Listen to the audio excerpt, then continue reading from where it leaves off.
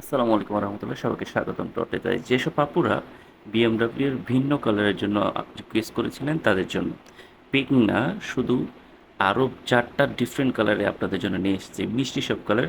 বিএমডাব্লিউর এই ছাতাটা 10 শিকের ছাতা, আপগ্রেড ভার্সন যেটা আছে, প্রত্যেকটা দুটো শিকে বাঁধা, এই যে হলুদ শিকগুলো দিয়ে বাঁধা, সেই স্ট্রংনেসটাও দেওয়া হয়েছে, কিন্তু আপনাদের পছন্দের কালারগুলো ব্যবহার করেছে।